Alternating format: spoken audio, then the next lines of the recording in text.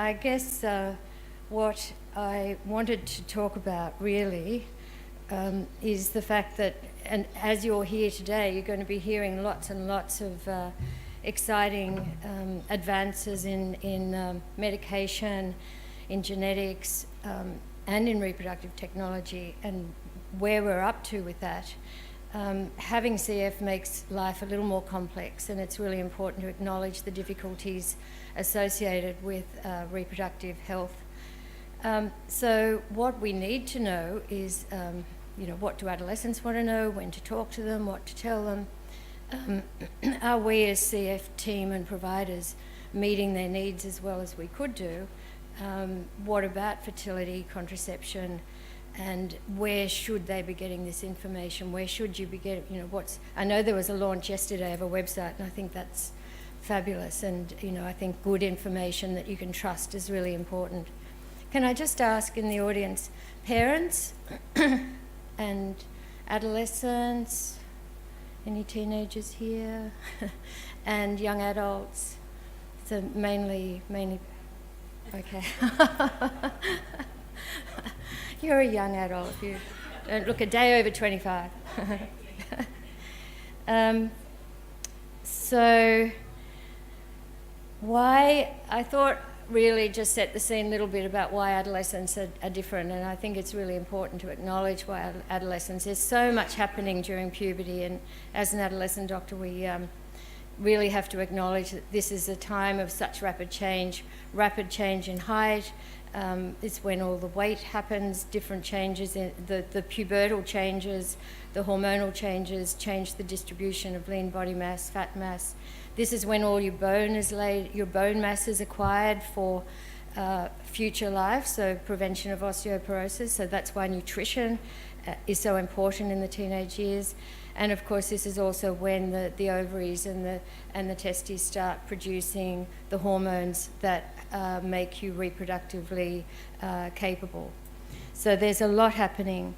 At the same time, the brain is changing, and we know that the adolescent brain, or the brain changes very quickly, but not as quickly as some parents would like, perhaps, as you go through the adolescent young adult phase. And most of this latter maturation of the brain happens in the frontal lobe, which is what we call the executive lobe. This is the lobes that are responsible for planning, reasoning, impulse control, all the things that help you to be a responsible adult. But what we do find with teenagers is that there's a bit of a mismatch between the emotional and impulsive part of the brain is not quite in sync with that delayed maturation of the frontal lobe. So risk-taking is part of normal adolescent development, and young people with CF are risk-taking at the same rates as their healthy non-CF peers.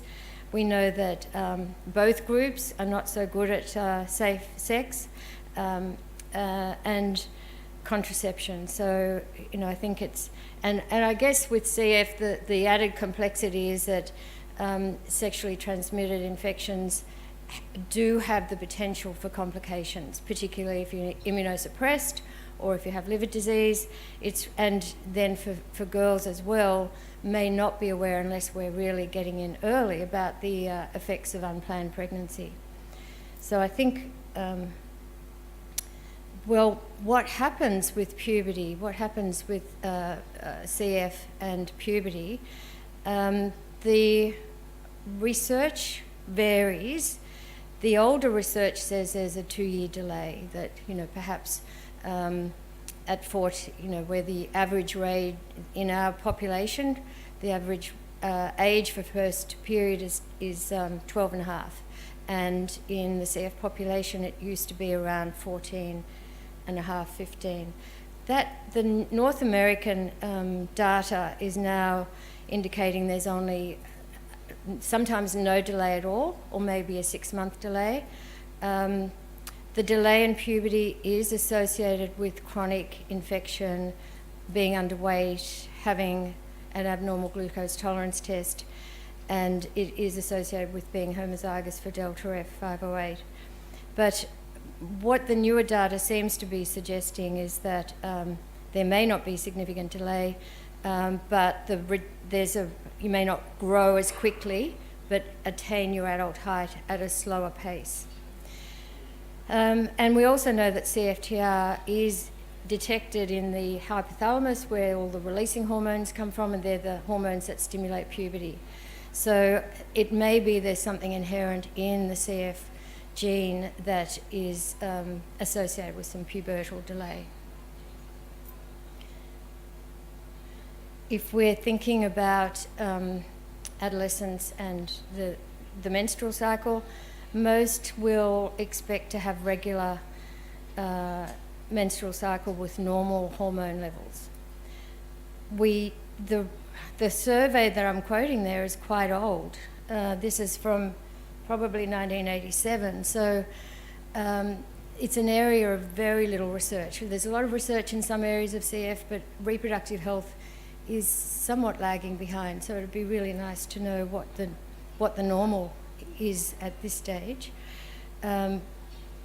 Having irregular periods and secondary amenorrhea, which is no periods for more than 3 months, is associated with severity of disease and poor nutrition.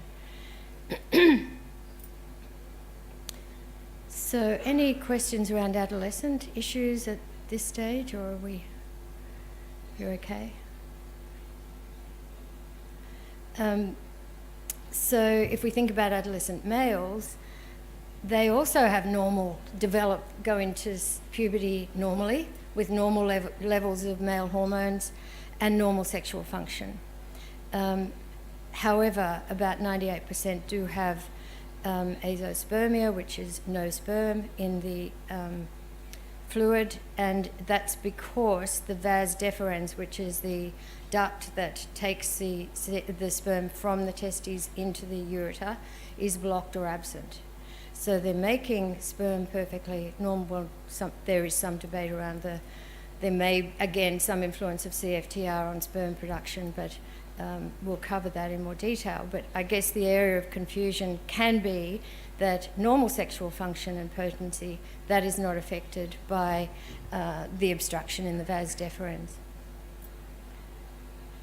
So a survey of adult males, there was some confusion around infertility and sexual function, so I think that's really important to be clear around that. A quarter of these young men were unsure around what the effect of CF on their fertility was. They weren't, 30% assumed they did not need to use condoms. And this is a twofold problem. Unless you've had semen analysis, fertility status isn't known, and then safe sex, it's better to use condoms anyway. And I guess from our perspective, the are we doing enough, 43% had no discussion with their CF team or health professional around fertility issues. And we know from previous research that most teenage boys want to have some discussion by the age of 15. About 73% want a semen analysis by their late teen years. And the same survey indicated that if they didn't find out about these issues till their later adolescence, early adulthood, this was associated with increased levels of distress. And the other thing, when we're focusing, this is for girls and for boys, that really that focus on nutrition during puberty is very, very important, particularly in the context of frequent chest infections and that elevated resting energy expenditure. So really working at the dietary management, and adolescent males in particular may become motivated to increase their intake because they are focused on growing and want to be growing at the same rate as their peers. And I guess from our point of view, it's really important to recognise early if they're not meeting those milestones and jump in, talk about it, talk about nutritional support, and assess around whether there's significant pubertal delay. The other thing that when we're talking about adolescents is to think about raising complications that can occur, such as recurrent candida or thrush. This can happen in both men and women.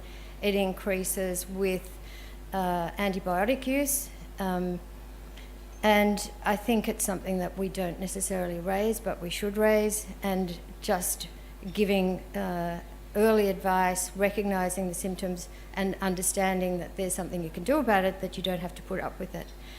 Similarly with urinary incontinence, cough and stress incontinence, this is something that a lot of teenagers don't think about or to talk about. Our physios now routinely will ask and assess it and provide advice. And our physios actually did quite a nice study and overview of urinary incontinence and how to treat it in the adolescent and young adult and adult population. And you can just see from the stats that it's common, not so common in the normal population. It becomes more common in teenagers with CF, and then by the time you come to adulthood, about a third of women with CF have significant incontinence. And it increases with severity. It's triggered by cough, constipation, posture, pain. All the things that can contribute need to be recognised and managed proactively. And again, it's an area, it can have a significant impact on quality of life. It's an area of not very much research.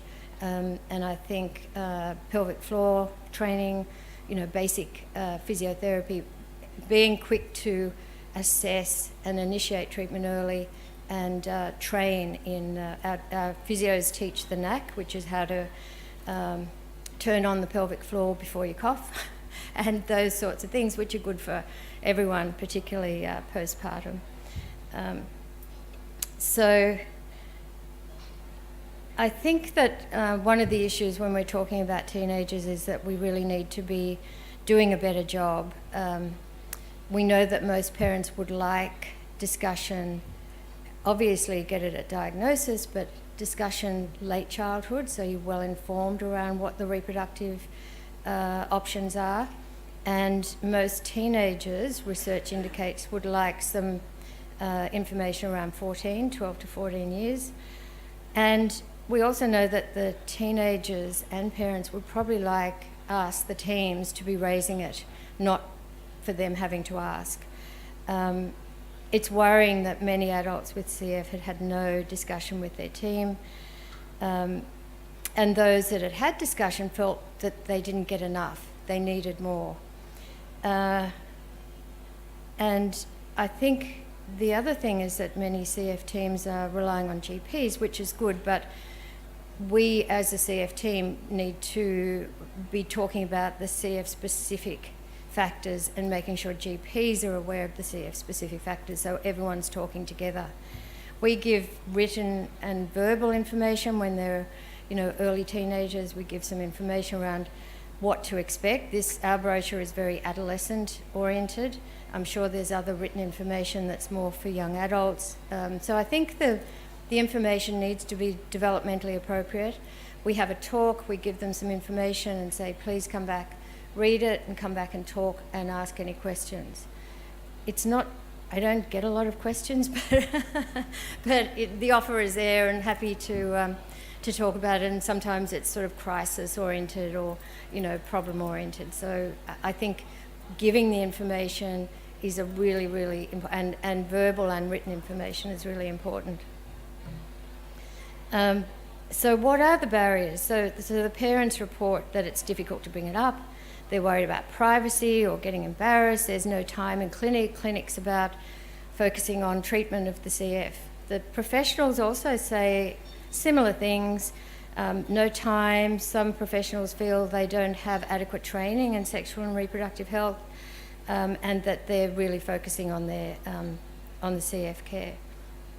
So I think those barriers are relatively easy to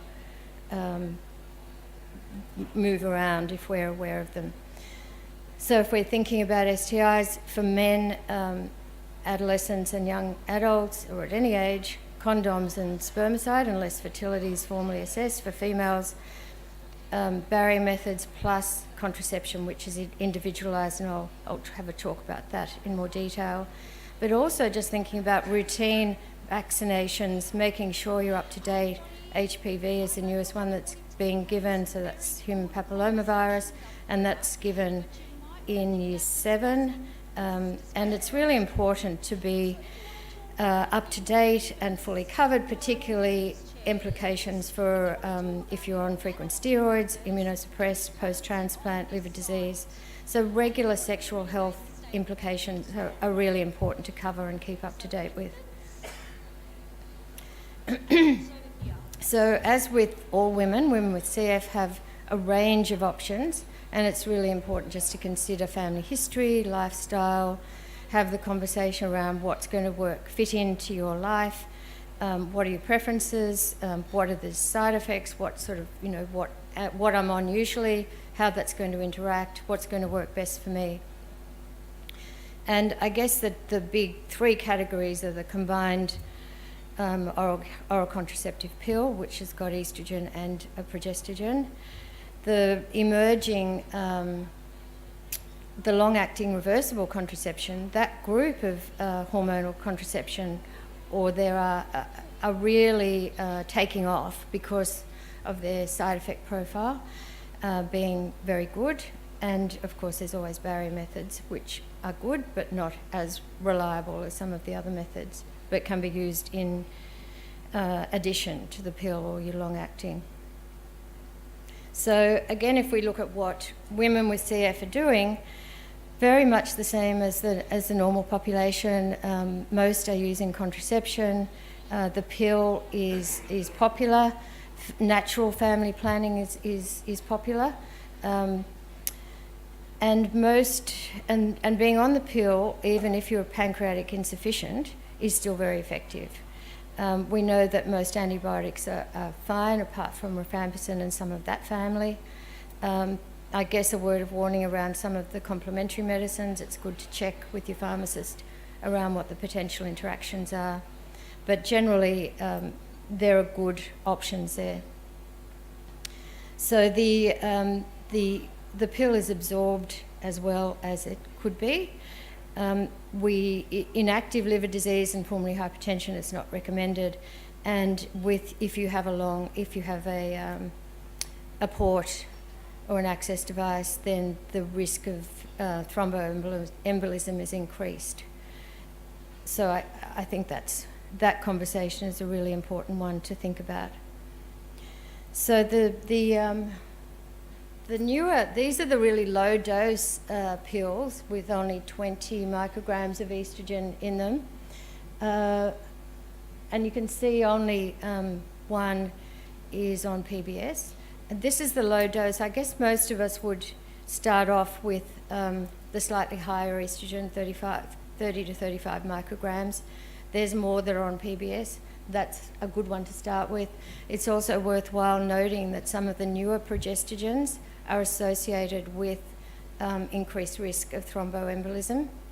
But again, you can tailor the pill according to other symptoms that may be causing a problem, such as acne or bloating, whatever symptoms are happening.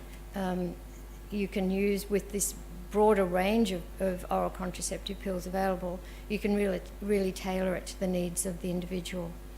And I guess the 30 to 35, this group, the PBS group, are probably the ones that you would usually start with.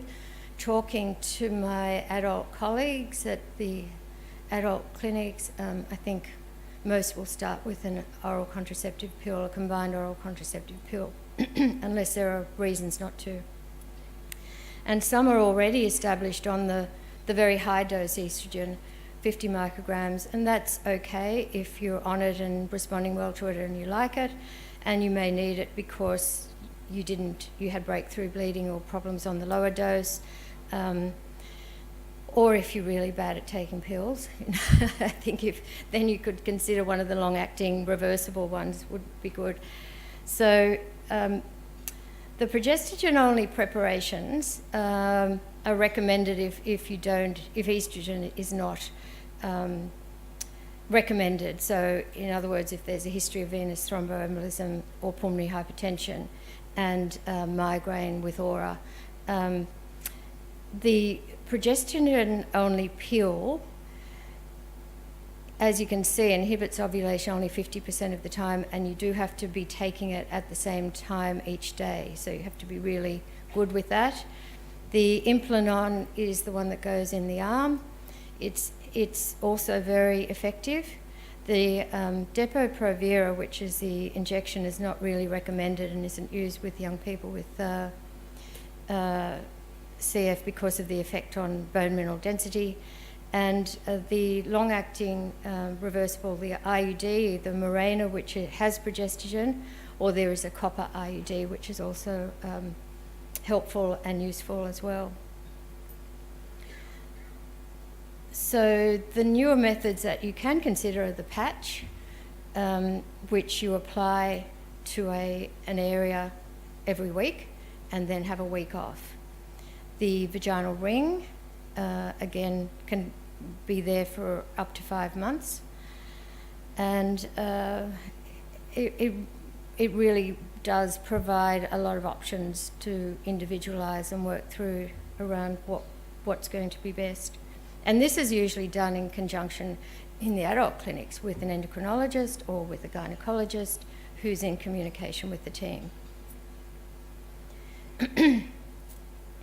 The area of oestrogen and Pseudomonas is one of active research, and as there still is a change, girls during adolescence don't do as well as boys, and there's always been that concern around, well, what is creating the difference? And now there's a lot of research around oestrogen, and the Irish group demonstrated that that estrogen was associated with conversion of Pseudomonas to the mucoid strain, and it seemed like there were more exacerbations of chest infections at a time when the estrogen was peaking. And they looked at their database of people who were on the pill and those not on the pill, and those who are on the pill seem to have fewer exacerbations. So at the moment there's a trial going on around looking at getting bigger numbers around on the pill, off the pill, what happens in real life, is there a protective effect? Because there are other studies that haven't demonstrated what the Irish people have demonstrated. So I think that's an area of interest, and the jury's still out, definitely. So any questions? Contraception? Yes. You talked about the effects of CF on the male plumbing, but not female. Does CF impact, function of the ovaries, fertility care, It doesn't seem to at all, although there is CFTR detected in the ovaries and fallopian tubes and uterus. So there may be some, what we do know is that the normal hydration doesn't happen. So with normal ovulation, there's a thinning of the mucus, but with CF, there's no thinning, and that thick mucus is causing a physical barrier and plugging effect. So that's the reason for diminished fertility. But there could be some subtle CFTR effects that we don't actually know about as yet. The question, was around whether CF affects the development of the uterus and the fallopian tubes. Any other questions around contraception? So we're just going to talk a bit about fertility. So that was good that you brought that up, because it does seem what we do know at the moment is diminished fertility seems to be related to that, the thickened mucus, and the fact that you don't get the thinning and firning, the natural hydration cycles don't happen. And as I said, CFTR is detected in the areas of the reproductive tract and centrally where the hormones are coming from. So the CF group have done a really good review of their experience with pregnancy, and I guess just a little bit of history. The first pregnancy was reported was in 1960. The North American CF registry are now saying 3 to 4% of young women over the age of 17 are becoming pregnant each year. So pregnancy is really something that's increasing. And I guess the news is good that there doesn't seem to be any association with significant decline in lung function. And where it's considered safe, there's no major impact. I guess from the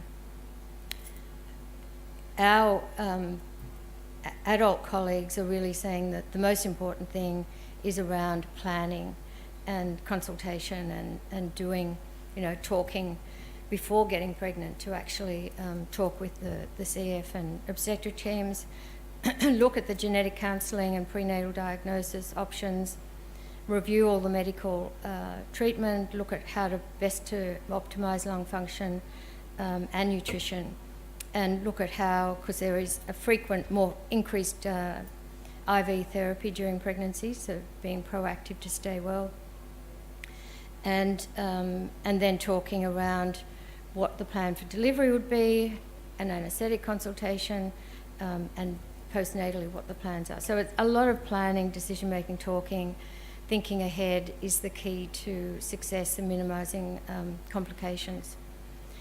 It is treated as a high-risk pregnancy, so meeting the obstetric team in the planning stage,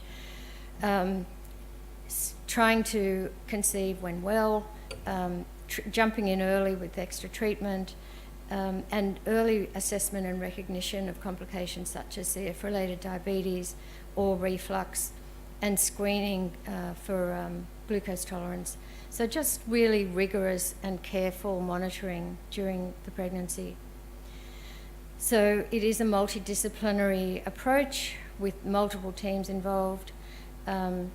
Physio is really important, and modifying, as the pregnancy progresses, modifying treatment according to symptoms and what's being tolerated and what's not. Looking at the safety profiles of medications. Again, nutrition, optimising nutrition, and looking at the genetic and psychological support is increasingly important, and planning for deliveries in the high dependency unit. So having a higher FEV1 lung function is good.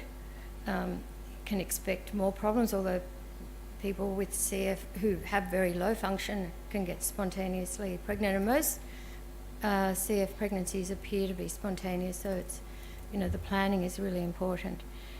The contraindications, or not advised if you have significant right-sided heart failure and pulmonary hypertension, or really increasing respiratory problems. Being at a low weight is a problem. There are some bugs that are associated with poorer lung function, and pregnancy in that post-transplant is a high-risk time, so most people would advise being stable for a couple of years. And again, talking to the adult team, the high-dose glucocorticoids, the antivirals, the anti-rejection medications are really significant, and you may not get periods back for some time. And what the endocrinologist indicated is some women are storing embryos and for later, and even using surrogate pregnancy. So I don't know what the experience of the audience is, but that's an area for discussion. Questions? So Howard Smith reviewed what was happening at Westmead, the Westmead experience of assessment of men with CF. Again, most men want to have children, and it's that obstruction of the vas that doesn't develop that causes the problem with the sperm getting to where they need to be. And again, there are, as we find out more, CFTR has some subtle influences on sperm production and sperm quality. So he recommends assessment around, you can tell from clinical examination whether there is a vas present, You look at testicular volume, an ultrasound may help. The most important thing is the semen analysis, and whether you're detecting any sperm. The fluid seems to be a bit lower, and there are some different qualities. And but the other thing is that all the male hormones are normal, within the normal range usually. So for men, harvesting the sperm is the way to achieve successful pregnancy. So you can do that as a percutaneous or a microsurgical sperm extraction from the top of the epididymis, which is where the sperm congregate, or you can do a testicular biopsy and harvest the sperm that way. And then it's a technique of intracytoplasmic sperm injection into the egg, so that it's basically a process of IVF, and then the embryo is implanted. The pregnancy rates are 60 to 65%, which is the same as non-CF males. Alternatively, considering donor sperm, so there are options as well, but most young men with CF will like to have this information and make their decision around where to go with it and what to do. So part and parcel of considering pregnancy, contraception, fertility issues is actually looking at being really informed around the genetic counselling. I think you had a session on this yesterday, so we know a lot about the gene more and more. We know there's lots and lots of mutations, but only a small number of them are frequent. And we still, in this population, delta 508 accounts for the majority, although there is that sort of geographical distribution.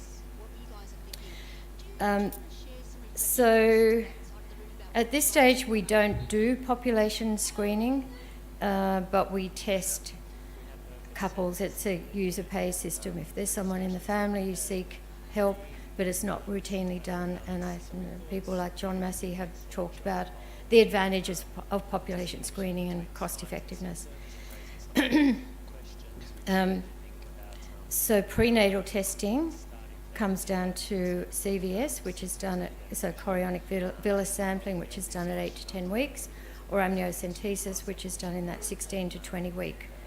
And again, this is why you need to be in a high, in a team, because you want to minimise people who are doing CVS and amniocentesis regularly are going to have the fewer side effects and complications. If both genes are known, you can be accurate around what's happening for the fetus, but if both genes aren't known, then there's always a possibility that there could be an affected fetus.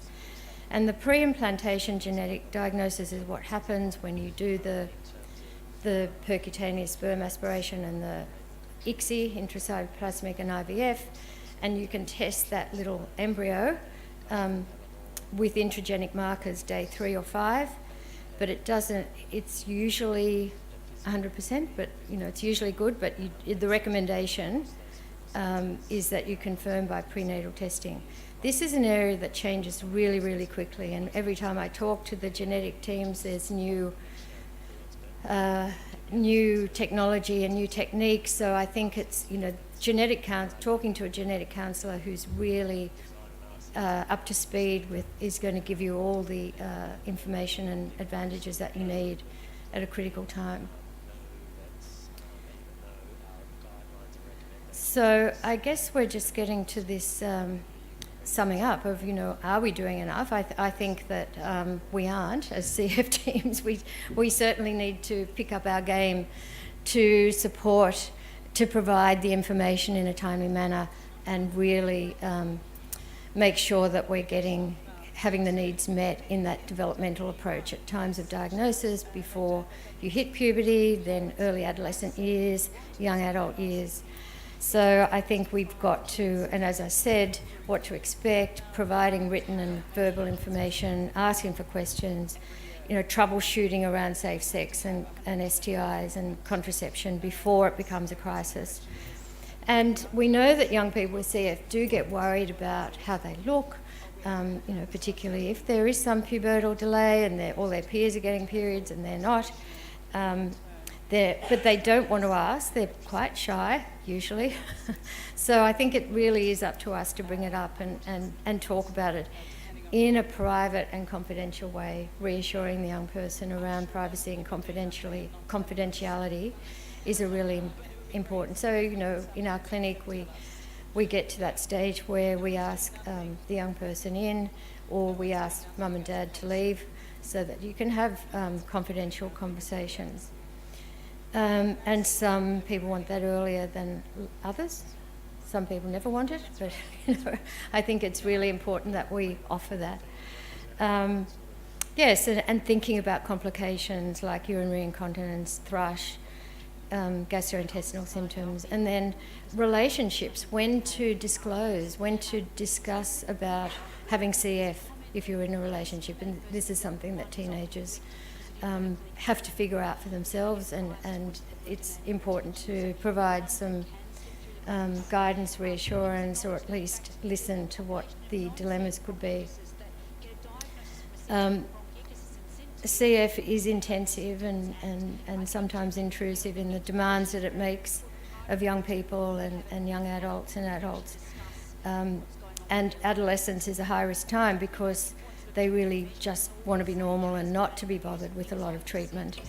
And this is a peak when we see, kids not sticking to their treatment plans.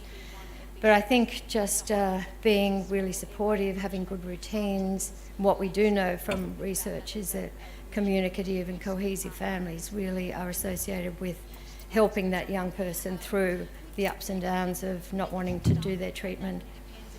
And getting into a good routine is really important.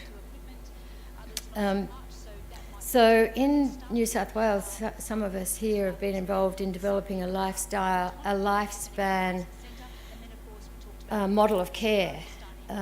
So, what to focus on as babies, what to focus on as children, what to focus on as adolescents and young adults and complications. And in that model of care, the recommendation is around addressing sexual and reproductive health in a comprehensive way and integrating it into what we do routinely.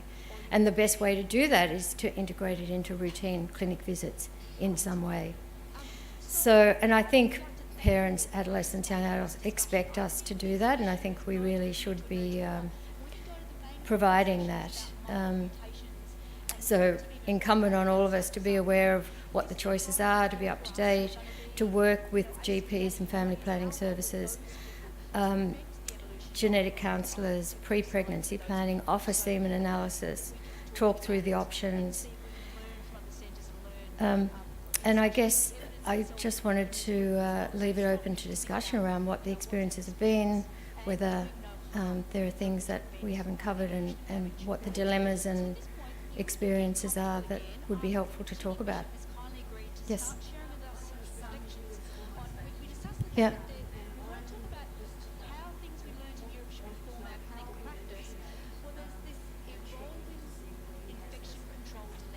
So in his routine clinic, so the question was a son of 18, almost 18, and how do you initiate the checking to see whether he has a vas deferens and what his fertility status is. So he, in his routine visit, is he still at a paediatric clinic? So to bring it up with the clinician who can palpate. But the most important thing is to refer probably to an andrologist, such as Howard Smith in New South Wales. So at the big male, WA, okay.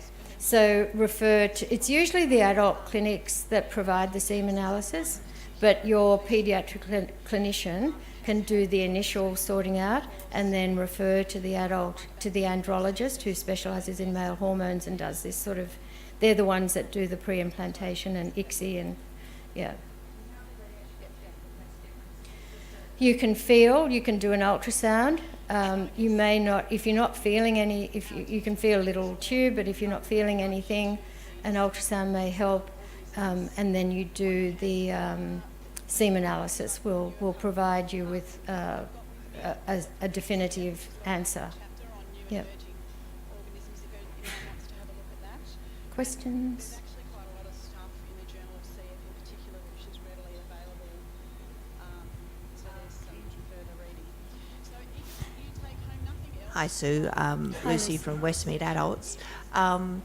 We do recommend that partners of all of our young people and older people with cystic fibrosis, if they're planning on a family, that their partners also get genetic counselling and testing as well.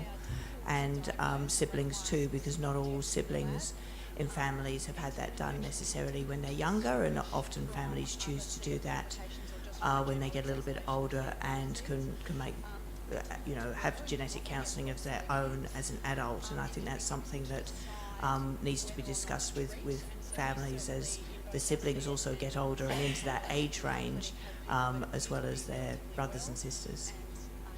Thanks, Lucy. It's a really good point. I think also cousins are really frequently left out. So that, if you have CF in the family, making sure that, extended family go and seek genetic counselling and get well informed and up to speed. And siblings are pretty good, but cousins often are left out. Sorry? No, yeah. So there is definitely evidence that abscesses gives you a worse clinical course, but Well, that's what I'm referring to, really. Yeah. So the question was about nieces and nephews. Yes. Yeah, definitely. Thank you.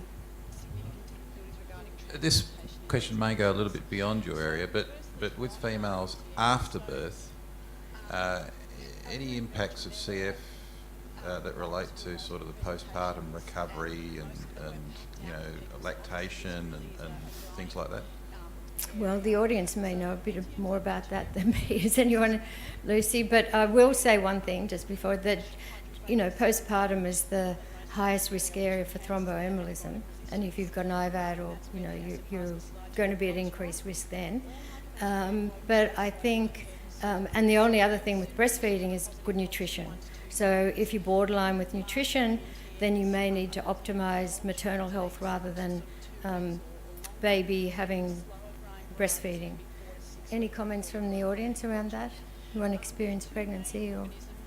Mycobacterium abscessus, which is fast growing, and avium complex, and those account for most of the clinically relevant TMs. Oh yes, transmitted through, so drugs transmitted through the breast milk, yeah. Urinary, which is obviously what we're most interested in, you can also get lymphadenitis and skin and soft tissue lesions.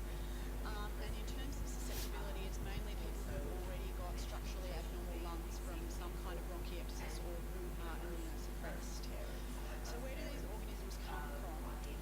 They're ubiquitous in the environment, particularly in water, also in soil and dust. The mode of transmission is at this stage uncertain, so they are possibly ingested or inhaled or implanted.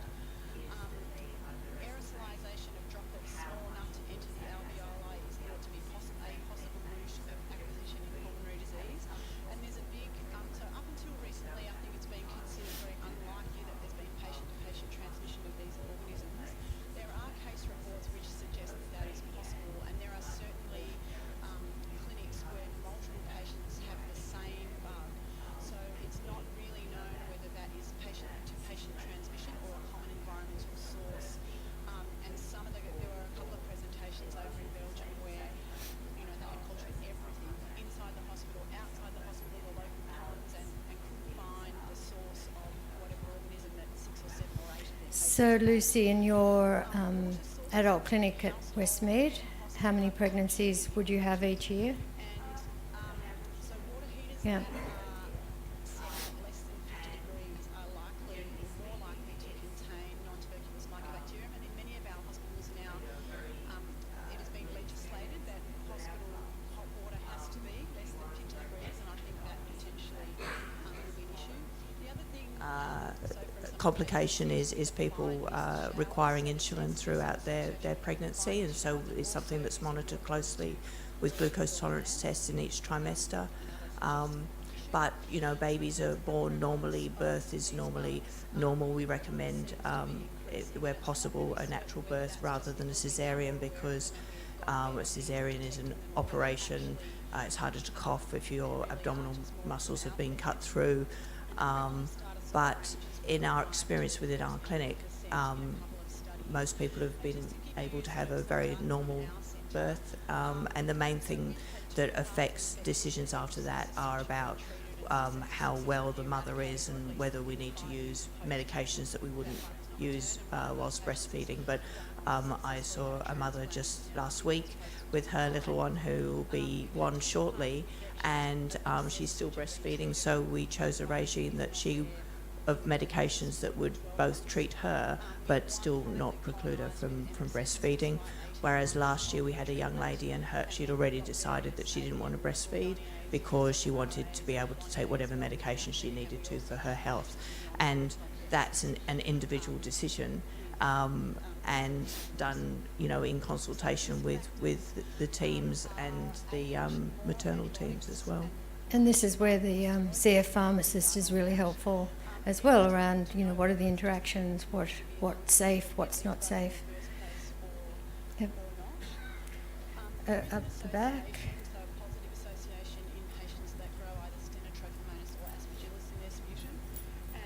I'm in the other end where we're well past the time when we're thinking about this for ourselves, but it certainly, your talk has certainly helped to explain some of the difficulties we had over the years, and we had 4 beautiful children and 1 miscarriage. At the time we didn't know that my wife had cystic fibrosis. In fact, she reached 66 before she was diagnosed, and incredibly. And but certainly having known what was being discussed here and on the website too, it would have made it a lot easier for us had we had the knowledge then so far. Whether we would have had 4 children is another question, but now we've got 4 children and 7 grandchildren. Quite a dynasty, thank you. How was she diagnosed? Out of interest? Initially, the 12-test PCR test that was done in Victoria showed her up as a heterozygous for Delta 542X, and then it was sent over to New Zealand, and the gene was sequenced and found out 2 other mutations were on the gene. Okay. So she's a compound heterozygous. Right, thank you. No. Oh, yes. Just wait for the microphone. To Dr. Towns and Lucy, you said the genetic testing is not necessarily expensive. Is there a disclaimer on that? Can it be expensive? Because to say not necessarily...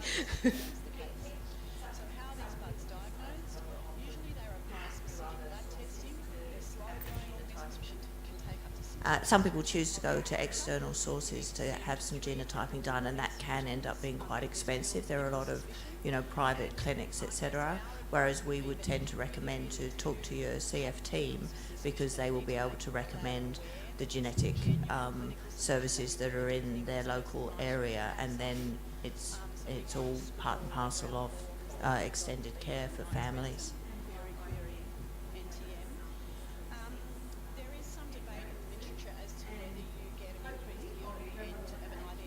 Yeah. Yeah, absolutely. Absolutely.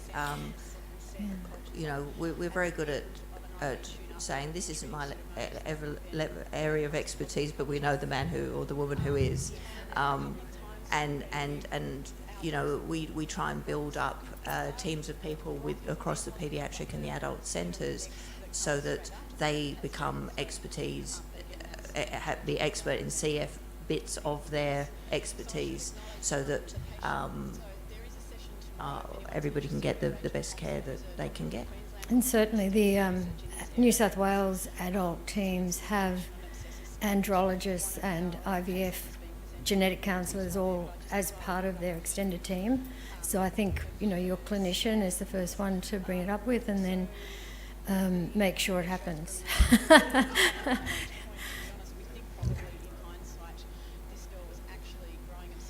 Just another question in relation to the I suppose, the uncomfortableness, I don't know if that's the right word, of doctors talking to young adults about sexuality, etc. There seems to be some, hesitancy with that with doctors as well as for the child, or young adult themselves.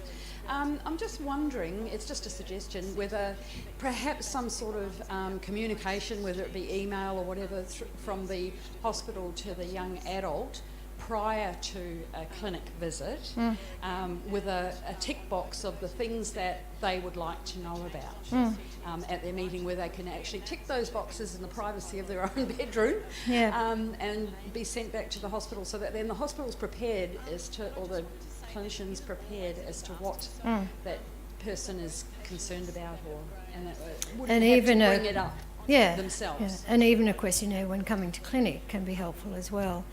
But flagging it ahead of time is, and having a chance to think about it, is what you're getting at, which is good. I think we need to explore ways to enhance and, to get over, to make sure that time is allowed, which is why we recommend not doing it in interval check time when you've got a massive number of things to do, but just in your routine visits, and make sure there's some time allowed for that. And generally I might say, okay, well, next time I'll see you by yourself for a bit.